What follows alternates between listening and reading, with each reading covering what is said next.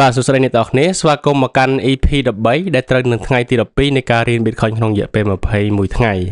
អញ្ចឹងយើងមកដល់ថ្ងៃទី12ហើយអបអរសាទរអ្នកទាំងអស់គ្នាដែលបានតាមដានវីដេអូរបស់ខ្ញុំតាំងពីថ្ងៃទី1រហូតដល់ថ្ងៃទី11ហើយអបអរសាទរខ្លួនឯងថ្ងៃទី12យើងនឹងនិយាយពីអីគឺយើងនិយាយពី double spending បញ្ហារបស់ double spending នៅក្នុង digital world ហើយអ្វីទាំងអស់ហ្នឹងគឺជាអ្វីដែល Bernie គាត់បាន post នៅក្នុង Twitter របស់គាត់ដូចគ្នាអញ្ចឹងអ្នកទាំងអស់គ្នាដឹងស្រេចហើយមុននឹងទៅដល់តាក់ទងជាមួយនឹង double spending ខ្ញុំនឹងអធិប្បាយថាស្អីទៅជា double spending ហើយហេតុអីបានជាមុននឹងមាន Bitcoin វាកើតបញ្ហា double spending ហ្នឹងគឺបើសិនជាអ្នកទាំងអស់គ្នាមានឯកសារឬក៏រូបភាពនៅក្នុងកុំព្យូទ័ររបស់អ្នកទាំងអស់គ្នាហើយអ្នកទាំងអស់គ្នាផ្ញើទៅឲ្យអ្នកណាម្នាក់តាមរយៈ application ផ្សេងៗនៅលើអ៊ីនធឺណិតឧទាហរណ៍ថាដូចជា Facebook ដូចជា Twitter ឬក៏ដូចជា Instagram ជាដើមអញ្ចឹងអ្នកទាំងអស់គ្នាគឺនៅតែមានoriginal file ឬក៏ file ដើមហ្នឹងគឺនៅក្នុងកុំព្យូទ័ររបស់អ្នកទាំងអស់គ្នាហើយមិត្តភ័ក្តិអ្នកទាំងអស់គ្នាដែលគាត់ទទួលបានfile ដែលជារូបភាពហ្នឹងគឺគ្រាន់តែជារបស់ copy ទេអញ្ចឹងបានន័យថា file original គឺនៅតែនៅក្នុងកុំព្យូទ័រឬក៏ទូរស័ព្ទរបស់អ្នកទាំងអស់គ្នាអាហ្នឹងដែលនៅក្នុង digital world គឺគេហៅថា double spending ហើយបើសិនជាលុយវិញគឺយើងអាចធ្វើអញ្ចឹងបានទេបើយើងផ្ញើលុយទៅឲ្យអ្នកដទៃតាមរយៈ digital គឺនៅក្នុងកុំព្យូទ័ររបស់យើងឬក៏ application របស់យើង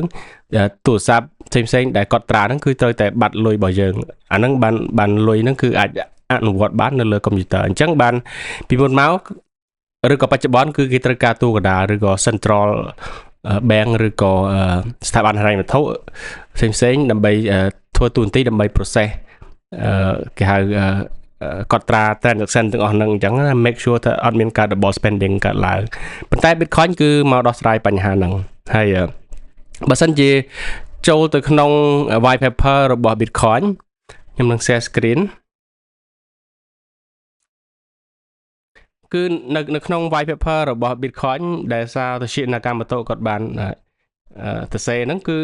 គាត់និយាយទាក់ទងជាមួយនឹងគាត់បាន propose solution ដើម្បីដោះស្រាយបញ្ហា double spending ហើយដោយប្រើ peer to peer network ហ្នឹងកន្លែងហ្នឹងគឺសំខាន់ចំណុចហ្នឹងណាពួកអីនៅក្នុង digital world ឬក៏ពិភព digital ដូចជាខ្ញុំបាននិយាយមិញអញ្ចឹងគឺទាក់ទងជាមួយនឹងអីគ្រប់យ៉ាងទាំងអស់គឺជារបស់ copy ដែលយើងផ្ញើឲ្យគ្នាទៅវិញទៅមកពីព្រោះអី file original នៅយើងដដែលហើយfile ដែលអ្នកដទៃដែលគាត់ទទួលតាមរយៈ message ឬក៏តាមរយៈshare drive Google Drive អីផ្សេងៗហ្នឹងគឺជារបស់ copy ទេអញ្ចឹងគាត់អាច download បានគាត់អាចចែករំលែកទៅឲ្យគ្នាតទៅវិញទៅមកបានប៉ុន្តែជារបស់ copy ពីព្រោះអី original គឺនៅតែយើងគាត់អាចមក delete នៅលើកុំព្យូទ័ររបស់យើងបានទេអាហ្នឹងគឺបើសិនជាយើងសម័យមើលថាតើបើសិនជាគិតទាំងអស់ហ្នឹងគឺជាលុយវិញហើយលុយយើងអាច spend ឬក៏អាចផ្ញើឲ្យអ្នកណាក៏បានដោយអត់មានបាត់ original ដើមអញ្ចឹងលុយហ្នឹងគឺលែងមានតម្លៃទៀតហើយអញ្ចឹងដែលនៅពេលដែលគេ process application ឬក៏ financial institutional ផ្សេងៗដែលគាត់ធ្វើជាទូកណ្ដាលដើម្បី process transaction ហ្នឹងគឺដើម្បីទប់ស្កាត់អស់ហ្នឹងអញ្ចឹងកុំឲ្យមានបញ្ហាលុយដែលចេះបង្កើត double spending នឹងកើតឡើងនៅពេលដែលផ្ញើទៅឲ្យគ្នាទៅវិញទៅមកប៉ុន្តែ Bitcoin មកដោះស្រាយបញ្ហាហ្នឹងអូខេអញ្ចឹងកុំឲ្យខាតពេលច្រើនខ្ញុំនឹងចូលទៅ post របស់ Bernie តែម្ដងនៅលើ Twitter របស់គាត់អញ្ចឹងនៅថ្ងៃទី12នេះគាត់និយាយថាតើអ្វីទៅ what prevents people from double spending the same Bitcoin twice អញ្ចឹងបានន័យថាតើអ្វីដែលការពារមនុស្សហ្នឹងគឺពីការ spend គឺការចាយ Bitcoin ហ្នឹង2ដងអញ្ចឹងណាបានន័យថាឧទាហរណ៍ថានៅក្នុង wallet របស់គាត់មាន1 Bitcoin ហើយគាត់ចង់ផ្ញើបើគាត់ផ្ញើឲ្យអ្នកទី1ហើយបន្ទាប់មកគឺគាត់ចង់ផ្ញើឲ្យអ្នកទី2ទៀតបានន័យថាគាត់ធ្វើការ cheat ណាតើអីទៅដែល prevent អាហ្នឹងហើយអាហ្នឹងគឺជាសំណួរអញ្ចឹងនៅក្នុង in the physical world money works as a token if you hold it you own it a dollar bill or a gold coin doesn't need verification it's simple simply token to whoever possess it អញ្ចឹងបានន័យថាជាម្ចាស់អូខេអញ្ចឹងខ្ញុំ translate ឡើងហ្នឹងបានន័យថានៅក្នុង physical world គឺពិភពដែលយើងចាប់បានណាអញ្ចឹងដូចតទៅមួយលុយគឺដូចជា token តាមពិតពាក្យ token ហ្នឹងពាក្យអង់គ្លេសបើសិនជាបកប្រែជាភាសាខ្មែរវារៀងពិបាកបន្តិចពីព្រោះអីtoken ហ្នឹងមានន័យច្រើននៅក្នុងភាសាកុំព្យូទ័រក៏មានពាក្យ token ហ្នឹងដែរវាដូចជាកម្មសិទ្ធិអញ្ចឹងណាខ្ញុំចូលមើលមួយណាស្រួលជាង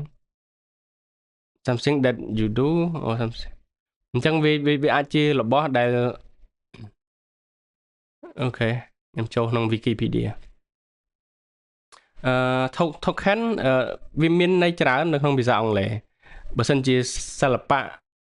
art ណា entertainment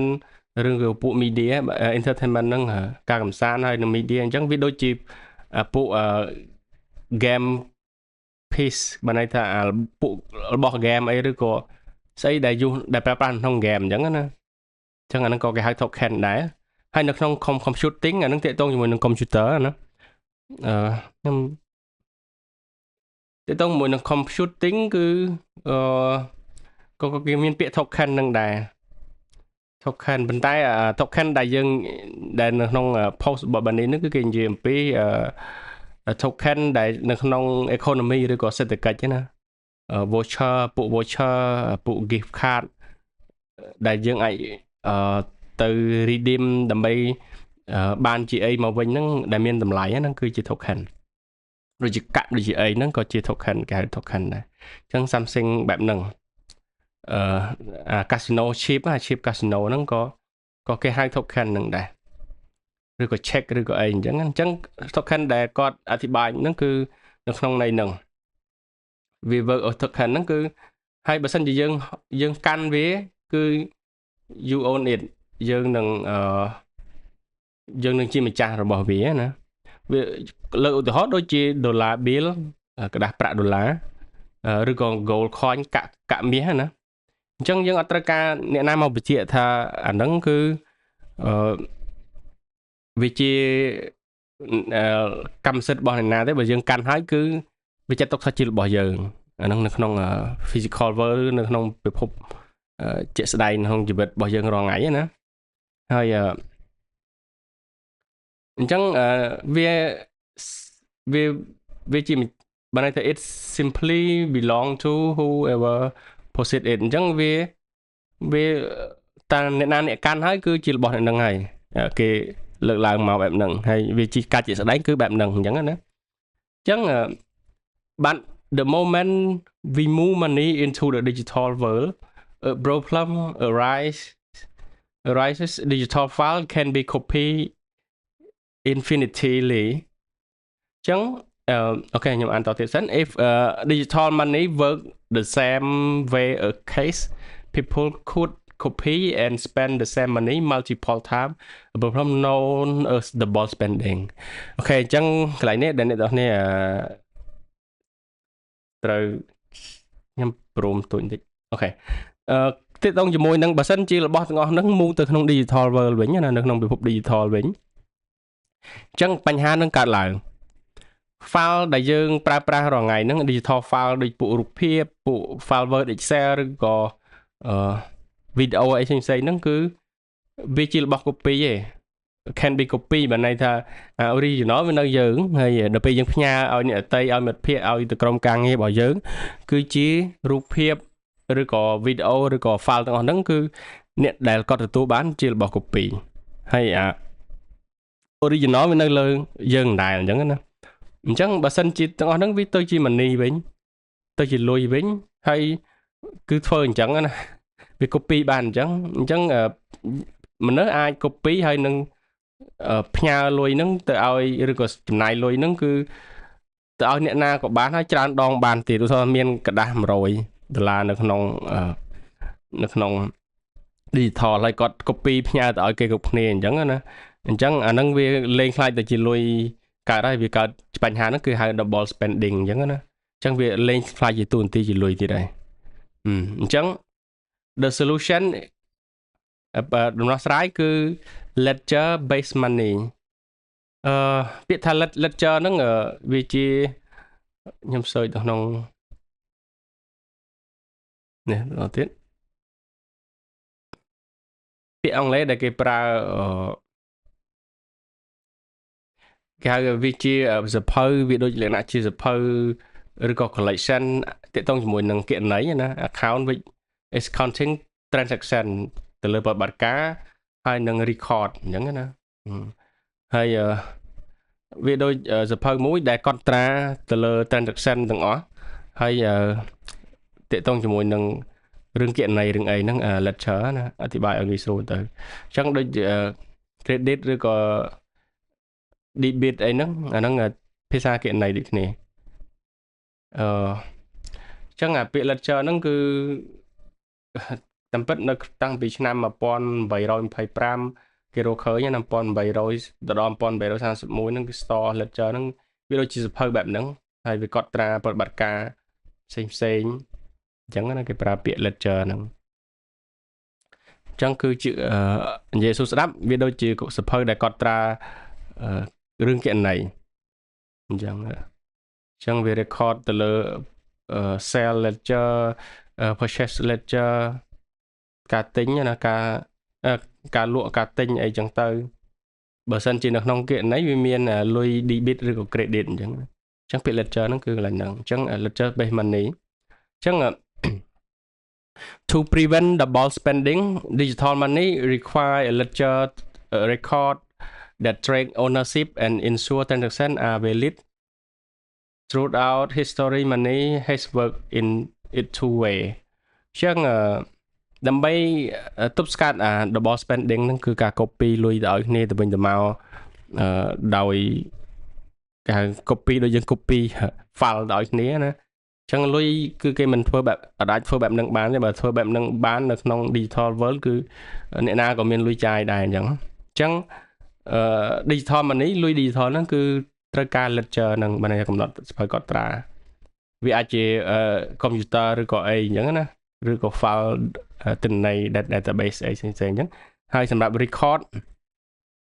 ហើយ track ownership បានន័យថាតាមដានម្ចាស់កម្មសិទ្ធិហ្នឹងណា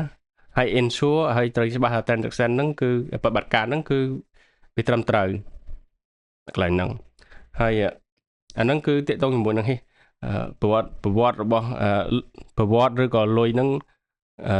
ត្រូវបានប្រើប្រាស់នៅក្នុងពីរវិធីចឹងទី1 token base គឺនិយាយអំពីលុយ token ហ្នឹងបានន័យថាយើងអាចថាជាលុយចុះអញ្ចឹងណាហើយវាមានជា case ជាលុយกระดาษហ្នឹងលុយឬក៏gold ឬក៏មាស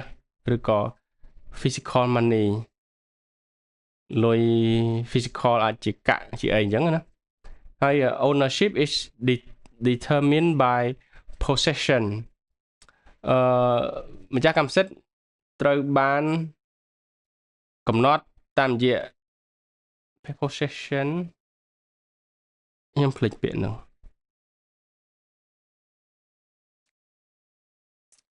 តាមរយៈកម្មសិទ្ធិឬក៏ភាពជាម្ចាស់អញ្ចឹងបានន័យថាការបញ្ជាក់ភាពជាម្ចាស់ហ្នឹងគឺត្រូវបានកំណត់តាមរយៈភាពជាម្ចាស់គឺយ៉ាងម៉េចបានន័យថាបើសិនជាយើងកាន់លុយហ្នឹងណាយើងកាន់លុយហ្នឹង$20កដាស់$20គឺរបស់យើងហើយយើងអត់ចាក់ no need central authority to verify it បើន័យថាបើសិនយើងកាន់លុយកដាស់100កដាស់20ឬក៏កាក់ឬក៏មាសអីអញ្ចឹងគឺអាហ្នឹងគេសន្មតថាជារបស់យើងហើយអត់ចាំបាច់ទៅរកអ្នកណាមកបញ្ជាក់ធនាគារឬក៏ស្ថាប័នណាមួយមកបញ្ជាក់ថាហ្នឹងគឺរបស់យើងទេគឺឃើញយើងកាន់គេសន្មតថាជារបស់យើងអត់មានណាមក verify ទេអញ្ចឹងអាហ្នឹងគឺ this work in the physical world because case can be copy អញ្ចឹងនៅក្នុងពិភពជាក់ស្ដែងណាយើងនិយាយពី physical world គឺយើងចេញពីអ៊ីនធឺណិតហើយយើងនៅក្នុងជីវភាពប្រចាំថ្ងៃដែលយើងកាន់លុយកាន់អីហ្នឹងណាកាន់មាសកាន់អីកាន់កាក់កាន់អីហ្នឹងគឺដោយសារតែអាហ្នឹងវាអត់អាច copy បានទេលុយទាំងអស់ហ្នឹងអញ្ចឹងវាមាន ត្រាវាមានលេខកូដលេខអីរបស់វាអញ្ចឹងទៅហើយមាសអញ្ចឹងយើងកាន់អញ្ចឹងទៅគឺបោះអ្នកណាគឺបោះអ្នកនឹងហើយអញ្ចឹងណាប៉ុន្តែទី2គឺ ledger base ហ្នឹងអាទាក់ទងមួយនឹងការកត់ត្រាណាអញ្ចឹងអា token ហ្នឹងគឺគេសន្មតនៅគឺគេនិយាយទាក់ទងជាមួយនឹង physical world នៅក្នុងក្រៅចេញពី internet ចេញពី digital ប៉ុន្តែដល់ពេល ledger base ហ្នឹងគឺនិយាយពាក្យទងមួយនឹង digital ហ្នឹងណាវាចូលទៅក្នុងប្រព័ន្ធ digital វិញអញ្ចឹងវាមាន bank accounts កងធនាគារ Bitcoin ឬក៏ digital money អញ្ចឹង ownership ភាពជាម្ចាស់កម្មសិទ្ធិហ្នឹងគឺត្រូវបានកត់ត្រា track ហ្នឹង in a ledger to prevent fraud អញ្ចឹងវាត្រូវបានកត់នៅក្នុងសភៅគណនេយ្យណា ledger ខ្ញុំអាចនិយាយថាសភៅគណនេយ្យចុះដើម្បីងាយស្រួលស្ដាប់ហើយសភៅគណនេយ្យហ្នឹងវាជា digital មិនមែនសភៅគណនេយ្យយើងกระดาษយើងទៅសេដូចនេះទេអាហ្នឹងគឺមិនហ្នឹងទេយើងអាចនិយាយថាជា computer database អីផ្សេងអញ្ចឹងទៅអញ្ចឹង when you send money through a bank តាមរយៈយើងក្នុងកាត់ធនាគារណា they adjust balance in their system to reflect the transfer អញ្ចឹងនៅពេលដែលយើងផ្ញើលុយនៅតាមរយៈធនាគារតាមរយៈ app application ឬក៏ mobile app ផ្សេងអញ្ចឹងគឺប្រព័ន្ធរបស់ធនាគារអស់ហ្នឹងគឺនឹងធ្វើការផ្លាស់ប្ដូរ balance adjust balance ណាពាក្យ balance ក្នុងភាសាគណនេយ្យយើងហៅថាម៉េចកែតម្រូវសមដល់សមតលអញ្ចឹង database ឬក៏ទិន្នន័យឬក៏ប្រព័ន្ធធនាគារទាំងអស់ហ្នឹងនឹងធ្វើការកែសម្រួលឲ្យយើងអញ្ចឹងបើសិនយើងផ្ញើទៅឲ្យអ្នកដទៃ$10គេនឹង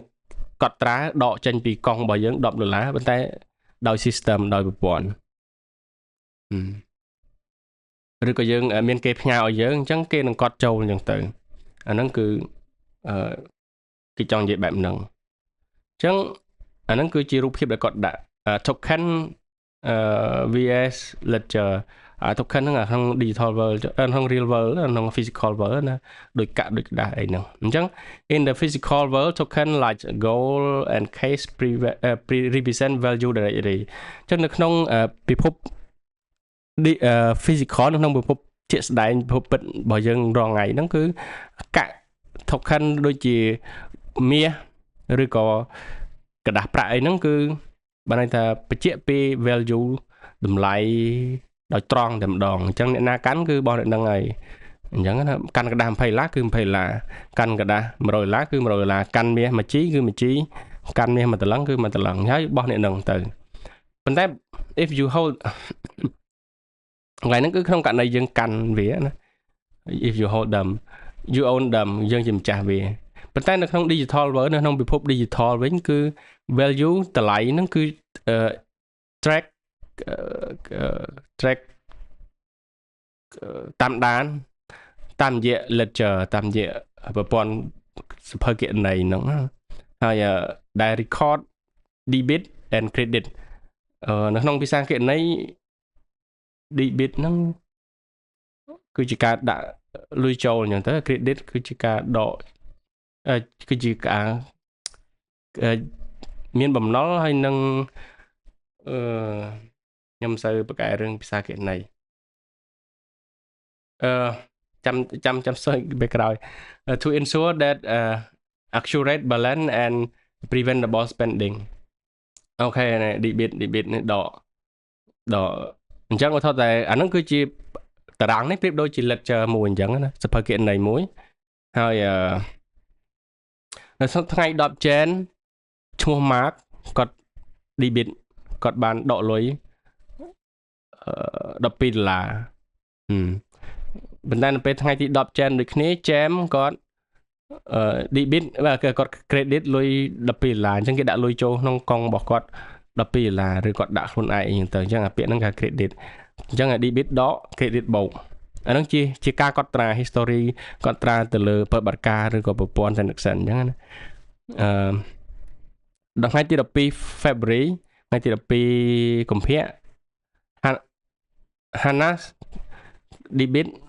គឺដក$187ហើយ credit អត់មានទេហើយដល់ពេលថ្ងៃទី12ដូចគ្នាគឺចូលគាត់ credit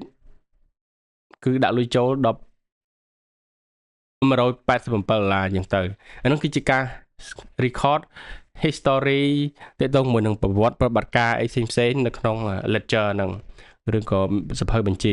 ធនាគារហ្នឹងណាហើយដល់ពេល token គឺរបស់យើងកាន់បានអញ្ចឹងអ្នកណាកាន់គឺអ្នកហ្នឹងហើយលុយរបស់អ្នកហ្នឹងអញ្ចឹងណាគឺ represent value មួយគ្នាប៉ុន្តែនៅក្នុង ledger ហ្នឹងគឺនៅក្នុង digital world ហ្នឹងគឺវាត្រូវការប្រព័ន្ធដើម្បី hold អស់ហ្នឹងអញ្ចឹងណាដើម្បីកត់ត្រាអស់ហ្នឹងអញ្ចឹងបើសិនជានៅក្នុងធនាគារយើងប្រើកម្មវិធីធនាគារឬក៏ប្រើ app របស់ធនាគារគឺធនាគារធ្វើការកត់ត្រាអស់ហ្នឹងរបស់យើងអញ្ចឹងទៅអាហ្នឹងគឺជាគេបែងចែកជាពីរបែបហ្នឹងbank has one major flow centralization អញ្ចឹងប៉ុន្តែបើសិនជាយើងប្រើប្រាស់ធនាគារអញ្ចឹងធនាគារវាមានគេហៅភាពអន់របស់វាមួយដែរឬក៏អាហ្នឹងយើងមិនគេអត់មែនជាកំហុសទេបើន័យថាជាចំណុចខ្សោយរបស់ធនាគារមួយគឺវា centralize បើន័យថាគ្រប់គ្រងដោយតែឯងអញ្ចឹងណាអញ្ចឹងwhy not just use a bank ledger ហេតុអីបានជាយើងមិនប្រើប្រព័ន្ធធនាគារចាស់បច្ចុប្បន្នដែលយើងប្រើហ្នឹងទៅអាហ្នឹងគឺជាអ្វីដែលគាត់សួរណាអញ្ចឹង bank and government are already maintain digital ledger but they come with problems bank ហើយនឹងរដ្ឋាភិបាលគឺគាត់កាន់កាប់មក digital ledger នឹងហើយមិនដែរប៉ុន្តែគ្រាន់តែវាមានបញ្ហាមួយចំនួនអញ្ចឹងបញ្ហាហ្នឹងដែលគាត់លើកឡើងធំមាន3គឺ you must trust them to accurately record balance អញ្ចឹងយើងត្រូវតែជឿជាក់ទៅលើពួកគាត់ជឿជាក់ទៅលើ bank ធនាគារហ្នឹងហើយជឿជាក់ទៅលើថាបាលឬក៏ស្ថាប័នហិរញ្ញវត្ថុណាមួយក៏ដោយដែលយើងពឹងពាក់គេដើម្បីធ្វើប្រតិបត្តិការណាអញ្ចឹងយើងត្រូវតែជឿជាក់របស់គាត់ថាគាត់គឺធ្វើការដោយអត់មានកំហុសអីទេហើយអត់មានerror អីកើតឡើងហើយក្នុងការកត់ត្រាសំដុលរបស់យើងណាមួយវិញទៀត they can freeze your account or block transaction at will ពួកគាត់អាចបកកគណនីរបស់យើងឬក៏ block transaction អត់ឲ្យយើងធ្វើប្រតិបត្តិការតាមនៅពេលដែលគាត់ចង់ធ្វើគឺដោយសារតែវា centralize system នឹងរបស់គាត់អញ្ចឹងគាត់អាច block គណនីរបស់យើងគាត់អាច block បកកគណនីរបស់យើងឬក៏ block ប្រតិបត្តិការរបស់យើងអត់ឲ្យយើងធ្វើណាអាហ្នឹងគឺនៅវាទាក់ទងជាមួយនឹងរឿងជាច្រើនបើន័យថាគេអាចអត់ពេញចិត្តយើងអីចឹងទៅឬក៏យើងជាអតិថិជនយើងតវ៉ាច្រើនអីចឹងទៅឬក៏វាអាចទាក់ទងជាមួយនឹងរឿងនយោបាយអីផ្សេងៗចឹងទៅអញ្ចឹងគេអាចធ្វើបែបហ្នឹងបាននៅក្នុងប្រទេសយើងអត់មានរឿងនឹងកើតឡើងច្រើនទេវាអាចមានយើងអត់ដឹងតែគ្រាន់តែគឺគេអាចធ្វើបែបហ្នឹងបានបើសិនជាយើងពឹងពាក់ centralize ហ្នឹងណាthey can inflate the money supply reducing your purchasing power ឡើយនេះសំខាន់ធំមែនទែនដែលមនុស្សទៅ study Bitcoin ទៅសិក្សា Bitcoin គឺទាក់ទងជាមួយរឿងបញ្ហា inflation ទៅលើលុយដែលបង្កើតឡើងដោយធនាគារកណ្ដាលគឺនៅក្នុងប្រទេសមួយគឺវាមានបញ្ហាអតិផរណាដែលគាត់អាចបន្ថែមការផ្គត់ផ្គង់លុយបានអញ្ចឹងទៅនៅពេលដែលគាត់បង្កើតលុយមកថ្មីហើយគេហៅបង្កើតគេហៅ M2 ណា money supply ហ្នឹងគឺវាធ្វើឲ្យអ្នកដែលគាត់កាន់កាប់លុយកាន់ជាលុយកដាស់លុយអីវាតម្លៃវាធ្លាក់ចុះព្រោះអីវាមានអតិផរណាកើតឡើងដោយសារលុយវាច្រើននៅក្នុងសេដ្ឋកិច្ចអញ្ចឹងទៅហើយទំនិញវាអត់កើនឡើងតាមការ money supply ហ្នឹងវាធ្វើឲ្យកម្លាំងក្នុងការទិញរបស់យើងហ្នឹងវាធ្លាក់ចុះpurchasing power អញ្ចឹងនៅក្នុងលើពិភពលោកគឺលុយដែលឬក៏ money ដែលរដ្ឋាភិបាលធនាគារកណ្ដាលរបស់ប្រទេសមួយបង្កើតហ្នឹងគឺរដ្ឋគេព្យាយាមទប់ស្កាត់អតិផរណាកុំឲ្យវាមានការកាត់ឡើងហើយធនាគារកណ្ដាលក៏គាត់ព្យាយាម control អស់ហ្នឹងដែរតែ ជាក់ស្ដែងទៅវាបញ្ហាសេដ្ឋកិច្ចវាខ្លះរដ្ឋគាត់អត់មានមធ្យោបាយដើម្បីដោះស្រាយវាអញ្ចឹងការព្រានលុយព្រានអីហ្នឹងគឺវាអាចជាដំណោះស្រាយអញ្ចឹងវាធ្វើឲ្យអតិផរណាកើតឡើងនៅក្នុងស្រុកយើងនៅក្នុងប្រទេសយើងលុយរបស់យើងរដ្ឋាភិបាលគាត់ព្យាយាមការពារអតិផរណាបានច្រើនយើងឃើញរយៈពេលប្រហែល20ឆ្នាំហ្នឹងគឺលុយរបស់យើង4000រៀលនៅតែអត្រាការបដូរប្រាក់ហ្នឹងវា$1វា4000រៀលគាត់ទប់បានល្អអញ្ចឹងជាមួយនឹងអតិផរណាទៅលើរឿងលុយហ្នឹងប៉ុន្តែតម្លៃទំនិញវាចេះកើនឡើងដូចគ្នាប៉ុន្តែបើនៅក្នុងសហរដ្ឋអាមេរិកវិញគឺទាក់ទងជាមួយនឹងលុយការព្រានលុយហ្នឹងគឺខ្លាំងមែនទែនរដ្ឋាភិបាលអាមេរិកបើសិនជាអត់ព្រានលុយទេគឺអត់អាចដោះស្រាយអត់មានលុយឲ្យគេហៅឲ្យមន្ត្រីរដ្ឋាភិបាលមិនន័យថាអត់មានលុយបើកប្រាក់ខែឲ្យមន្ត្រីរដ្ឋាភិបាលទេអាហ្នឹងគឺបញ្ហានៅសហរដ្ឋវិញហើយប្រទេសយើងប្រើលុយដុល្លារអញ្ចឹងយើងត្រូវទៅសិក្សាទាក់ទងជាមួយនឹង inflation ហ្នឹងណាអូខេអញ្ចឹងBitcoin sold this by using a decentralized public ledger that no single entity control. Instead of trusting a bank, Bitcoin transactions are verified by thousands of independent nodes worldwide, ensuring no one can manipulate the ledger, block transaction, or rewrite history. ចឹង Bitcoin គឺមកដោះស្រាយបញ្ហា centralized ហ្នឹង centralized មានបញ្ហាអីគឺបញ្ហា3ហ្នឹងដែលចោទជាបញ្ហាធំណា Bitcoin មកដោះស្រាយតាមរយៈ decentralized វាមិនជាការអត់មានអ្នកណា control ដាច់តែឯងបានទេវាមាន miner មាន node មានអីអញ្ចឹងទៅណាហើយប្រើ public ledger បានន័យថា blockchain ហ្នឹងណាហើយអត់មានអ្នកណា control ទេ no single entity control ថាបានក៏ control អត់បាន miner ក៏ control អត់បាន node ក៏ control អត់បាន instead of ជំនួសក្នុងការជឿជាក់ទៅលើ bank ឬក៏ទុកចិត្ត bank ទុកចិត្តធនាគារ Bitcoin transaction ប្រតិបត្តិការ Bitcoin ហ្នឹងគឺត្រូវបាន verify មានន័យថាបញ្ជាក់ដោយnode ឯករាជ្យរាប់ពាន់នៅលើពិភពលោកតាមពិតរាប់ម៉ឺនណា node មិនមែនត្រឹមរាប់ពាន់បច្ចុប្បន្នហ្នឹងណាហើយដើម្បីបញ្ជាក់ថាអត់មានអ្នកណាទៅក្លុកទៅកែអី ledger ហ្នឹងផ្ដេសផ្ដាស់ទេនេះដូចក្នុងករណីហ្នឹងអត់មានដល់ថាជា mark គាត់ប៉ុណ្ណឹងហើយមិនស្អាតតែនឹកឃើញទៅដូរទៅអីហ្នឹងគឺ cannot អត់អាចដូរបានទេព្រោះអីវាត្រូវដូរទាំង network ទាំងមូលហ្មងណាអញ្ចឹងហើយ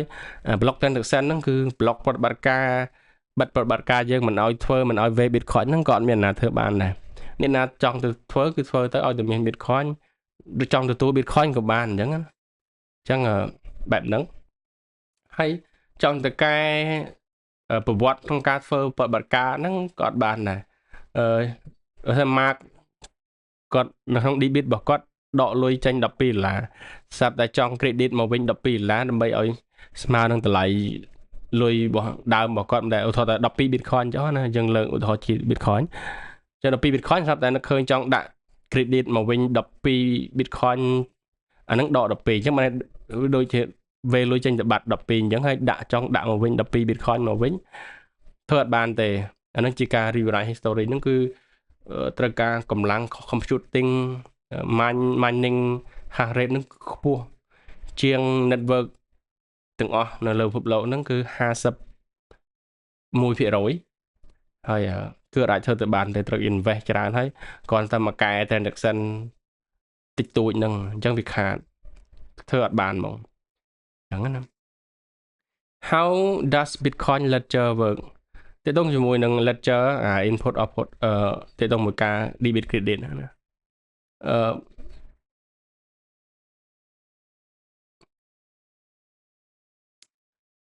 Bitcoin doesn't store balance like bank account. Instead, it tracks ownership using unspent transaction output and spent transaction output. ចឹង Bitcoin វាខុសពីការកត់ត្រារបស់វាគឺវាខុសពីការកត់ត្រា ledger នៅក្នុងបញ្ជីធនាគារ នៅក្នុង bank account ឬកងធនាគារណាដោយសារតែ Bitcoin វាប្រើគេហៅ ownership UTXO ហ្នឹងគឺ unspent transaction output ហើយដល់ពេល spend transaction output ហ្នឹងគឺ STXO អញ្ចឹងអ្នកនរនេះចាំពាក្យហ្នឹងអញ្ចឹងអាហ្នឹងវាមិន UTXO ហើយនឹង STXO ហ្នឹងណាអញ្ចឹងគេប្រៀបធៀបទៅដូចជា case ដូចលុយនៅពេលដែលយើងទទួលលុយនៅពេលយើងទទួល Bitcoin when you receive Bitcoin you get UTXO យើងនឹងទទួលបាននៅពេលយើងទទួល Bitcoin គឺយើងទទួលបាន unspent transaction output យើងទទួលបាន UTXO ពីព្រោះអីunspent ហ្នឹងគឺលុយចូលនៅក្នុង wallet របស់យើងហើយគឺយើងអត់បានតន់ spend ទេអញ្ចឹងអាហ្នឹងគេហៅ UTXO like receiving a fresh bill in your wallet អញ្ចឹងវាដូចយើងទទួលលុយកដាស់ចូលទៅក្នុងកាបូបរបស់យើងអញ្ចឹងណាអញ្ចឹងវា unspent អញ្ចឹងគេហៅ UTXO ប៉ុន្តែនៅពេល when you spend Bitcoin you are using up one or more UTXO turning them into STO អញ្ចឹងវានៅពេលដែលយើងប្រើ Bitcoin ហ្នឹងគឺយើងចាយ Bitcoin ហ្នឹងយើងនឹងកំពុងតែប្រើប្រាស់មួយឬក៏ពីរ UTXO ហ្នឹង unspent ហ្នឹងណាហើយអាហ្នឹងគឺវានឹងคล้ายទៅជា spend TO វិញ spend TO spend transaction output STO វិញអញ្ចឹងណាហើយវាដូចយើងកាន់លុយហើយយើងយកទៅឲ្យណាម្នាក់ pay for something ណាចាយសម្រាប់អីមួយអញ្ចឹងដូចគ្នាអញ្ចឹងហើយ any leftover change អញ្ចឹងបើសិនជានៅសល់លុយដែលនៅសល់ណាអញ្ចឹងit gets sent back to you as អញ្ចឹងអាហ្នឹងគេលុយដែលនៅសល់ហ្នឹងក៏គេហៅ UTXO មិនដែរ just like getting change when you pay in case getting change បានន័យថាវាដូចតែពេលយើងទទួលលុយអាប់មកវិញនៅពេលដែលយើងចាយលុយរបស់យើងទៅហើយលុយយើងវាกระดาษធំគេអាប់មកវិញអញ្ចឹងអាហ្នឹងយើងទទួលបានមកវិញហ្នឹងគេហៅ UTXO ដែរអញ្ចឹង your wallet balance សំដល់នៅក្នុងកាបូបរបស់យើងហ្នឹងគឺជា total សរុបនៃ UTXO លុយសរុបនៃ UTXO ដែលបូកចូលគ្នាណាអាហ្នឹងគឺ final balance ឬក៏សំដល់ចុងក្រោយរបស់យើងអាហ្នឹងបើសិនអ្នកនរគ្នាទៅប្រើ wallet learn ទាក់ទងជាមួយនឹងរបៀប transfer ឬក៏ទទួល Bitcoin អ្នកនរគ្នានឹងយល់អាហ្នឹងកាន់តែច្បាស់ខ្ញុំបញ្យល់កន្លែងនេះគឺរៀងពិបាកបន្តិចដោយសារតែវាអត់មានឧទាហរណ៍ឲ្យមើលណាតែប៉ុន្តែខ្ញុំគួរតែនៅក្នុងអ៊ីនធឺណិតគួរតែមាន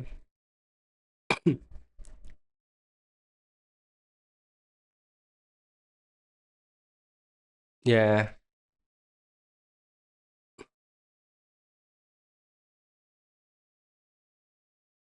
អានេះ total មើលកន្លែងណាដែលស្រួល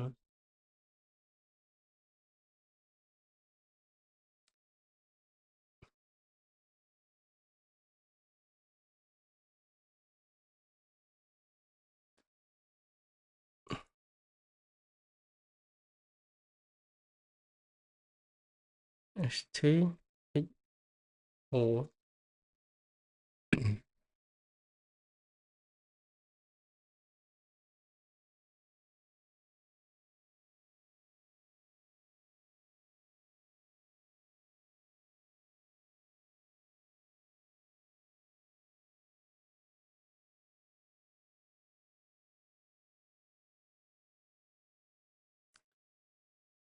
តេតងអានេះតេតងមុន state របស់ការចំណាយហ្នឹងការ expend ហ្នឹងជាស្អីទៅវា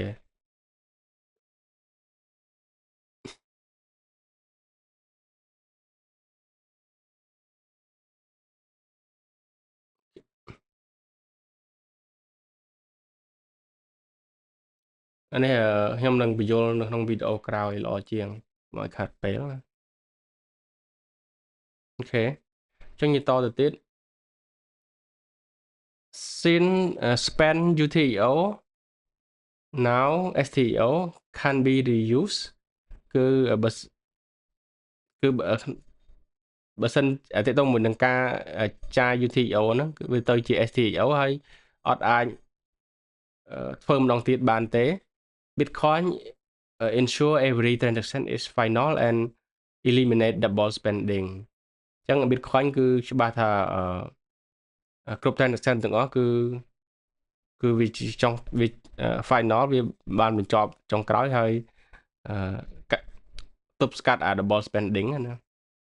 ហាមមិនឲ្យមាន double spending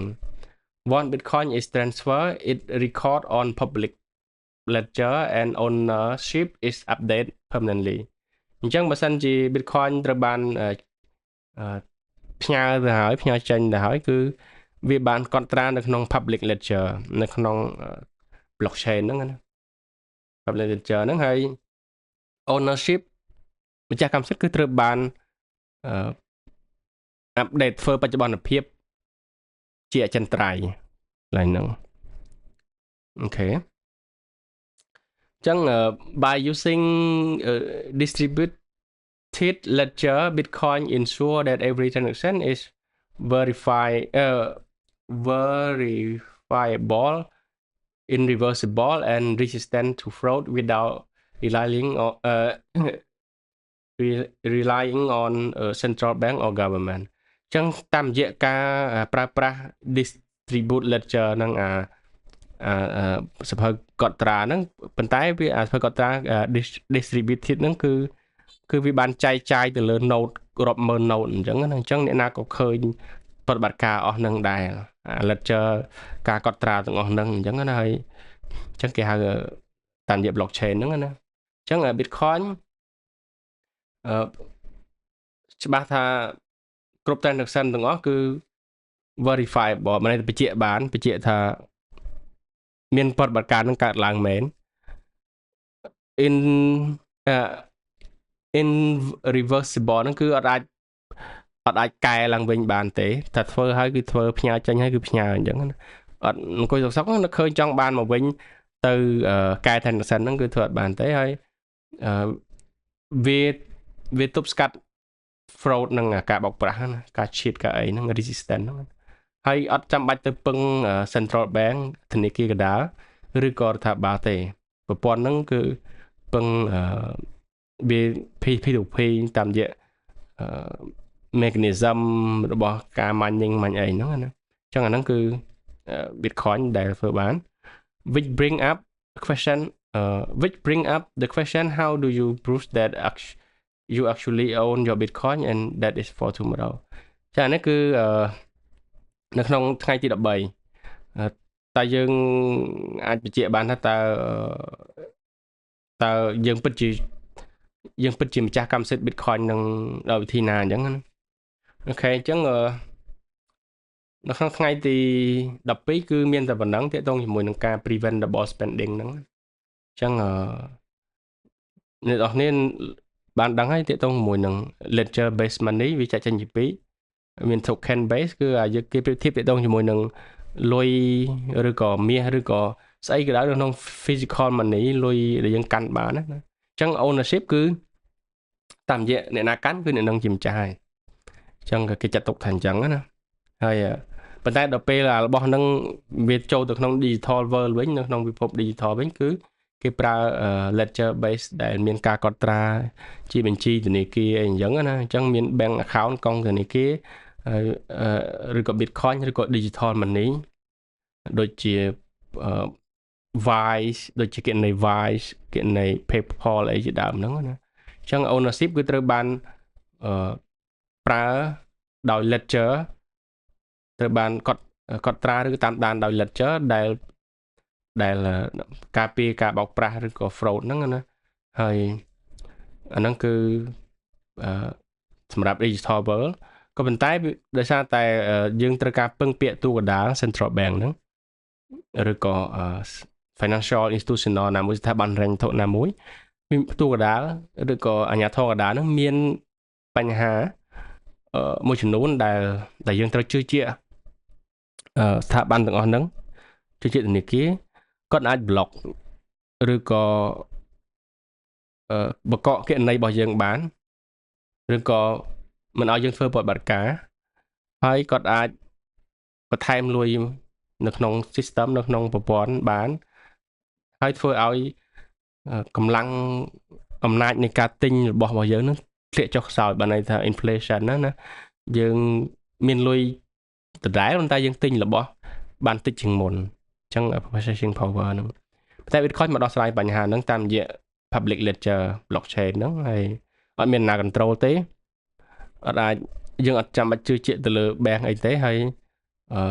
ទាំងអស់ហ្នឹងគឺអាច verify បានយើងចូលទៅ verify ខ្លួនឯងអ្នកប្រើប្រាស់ចូលទៅ verify ខ្លួនឯងប៉ុន្តែបើសិនយើងទុកលុយក្នុងធនាគារអីគឺយើងអាចទៅដឹងទេយើងឃើញតួលេខនៅក្នុងកម្មវិធី app របស់យើងទេ